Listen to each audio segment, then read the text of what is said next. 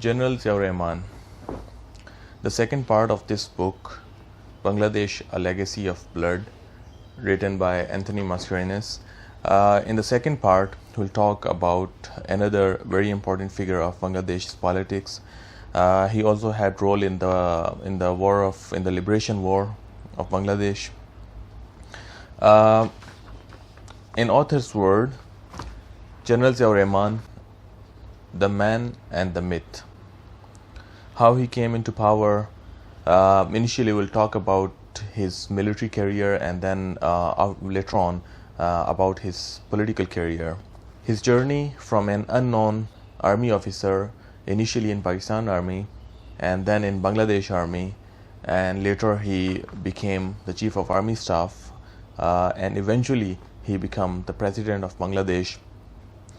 He served for 4 years till his assassination. He is also known as the one who declared the independence of Bangladesh in March 1971. It's widely believed that he was the person who first announced independence of Bangladesh or liberation of Bangladesh on behalf of Sheikh Mujib Rahman, who was by then in prison in Pakistan. But according to this author, this declaration was not the first declaration. According to the author and his research, there was another person named as Muhammad Abdul Hannan. He was the General Secretary of Awami League for Chittagong district, and he was the person who first made declaration of independence on the radio Chittagong. There were people who did not believe his statement. They were thinking that maybe he had made this statement by his own and he's referring it to Sheikh Mujib. But anyhow, he announced the independence of Bangladesh on the radio, but it was not well noticed by public because of some issues with the transmission, with the radio transmission by that time.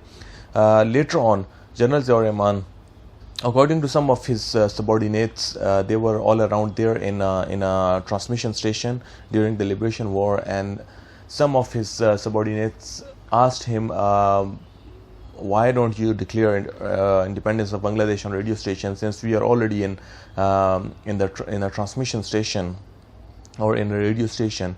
According to those people, they were just having fun with General Ziaur Rahman. By then he was Major Ziaur Rahman, but he took it serious, and then he prepared the declaration, the statement, and then he went on air.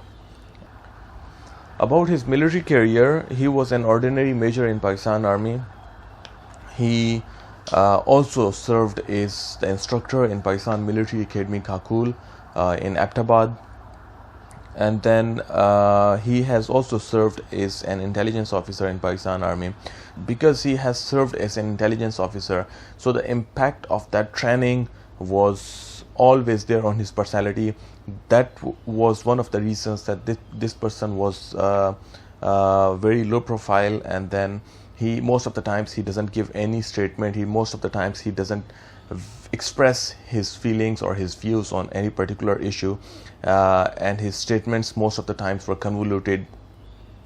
He would not give a clear stance, and he would not let you know that what is his state of mind at that time about any particular issue. So this thing existed there in his life till his assassination. It also gave him a lot of benefits, but on the other side, it also put him in a lot of troubles, that in the end of his era, most of the people around him, the generals, the politicians, the ministers, most of them were not ready to trust him because of this particular aspect of his personality. And actually he got fame from that declaration of independence, that declaration of liberation. Otherwise, he was also an ordinary officer. He was also working and fighting along with Mukti Baini, and they were fighting all against Pakistan by that time. In the previous videos, we have already learned that how he became the Chief of Army Staff, basically in result of a counter coup which was led by Brigadier Khalid Musharraf. That's another story, and we have already talked about it. When he became the Chief of Army Staff and he imposed martial law, By that time, it was Abu Sayyam, the Chief Justice of the Supreme Court. He was the president by that time. Being Chief Martial Law Administrator, he took resignation from Abu Sayyam, who was the president, and he was president for a few days only. So General Ziaur Rahman took his resignation and took charge as the president of the country. Author talked to several people who were part of the Liberation War, and especially those people who had worked with General Ziaur Rahman during the Liberation War, and they have given different perspectives about the personality of General Ziaur Rahman.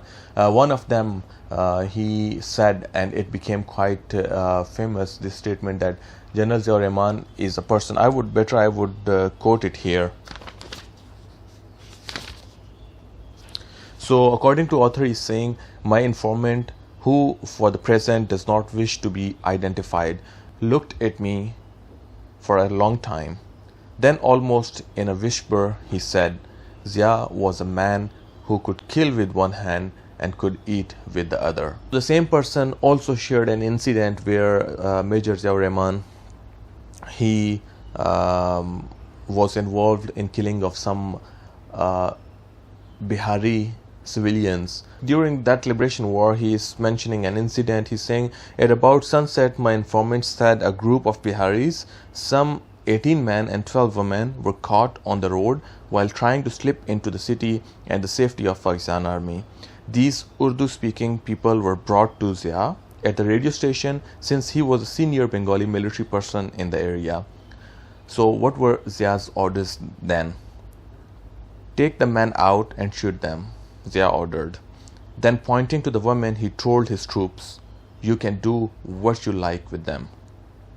Although it has happened 14 years earlier, my informant was visibly upset, shaking with emotions as he talked about Zia and how the troops had dealt with those unfortunate people. On the political side, once he is already in power and he is the president of the country and also the chief martial law administrator at the same time, he came up with a lot of amendments in the constitution. He also used rubber-stamped parliament to do the needful.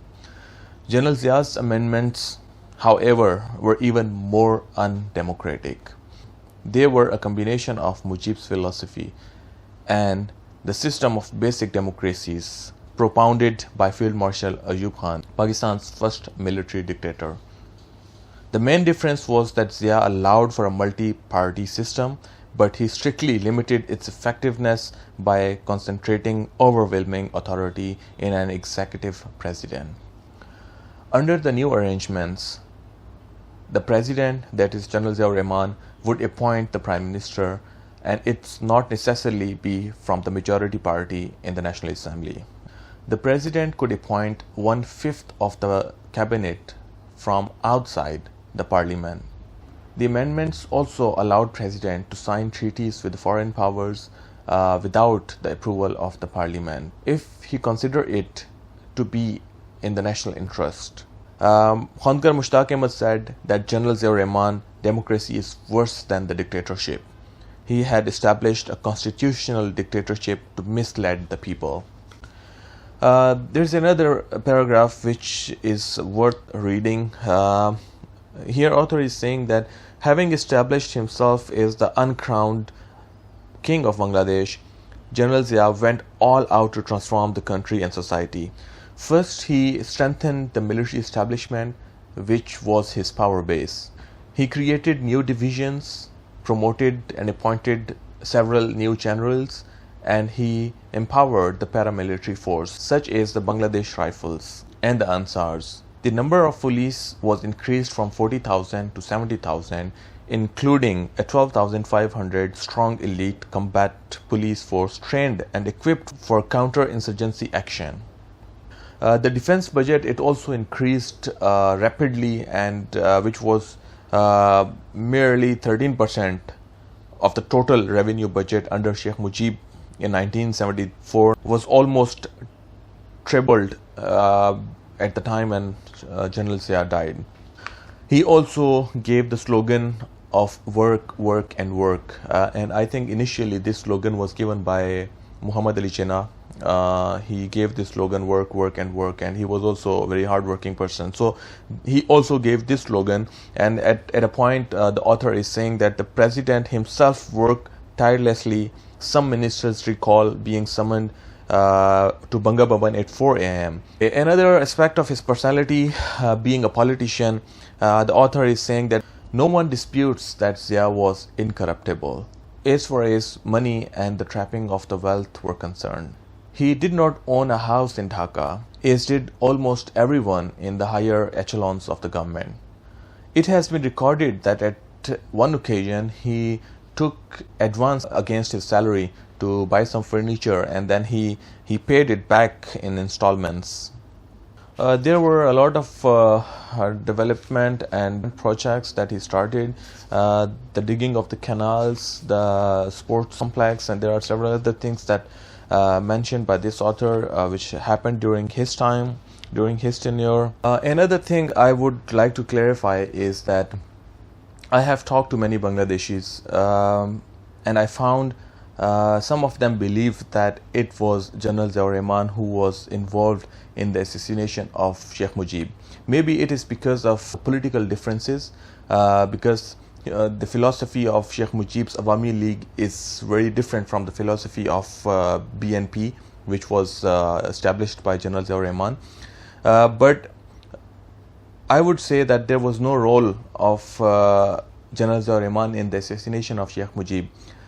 His role is only up to the level of negligence. I would say that there was negligence on his part, but he was not directly involved in it because, negligence in the sense that he knew that something is going to happen, and Major Farooq talked to him and shared with him that they are planning something. He was second in command. He was second in command of Bangladesh Army. Because we can see, and it's proved from number of documents and events, that he was keeping himself away from the politics, and somehow it happened that he got involved in it. He was an opportunist. It is proved from the history that he was an opportunist, and whenever there was opportunity, he grabbed it. He was given the opportunity to declare the independence of Bangladesh.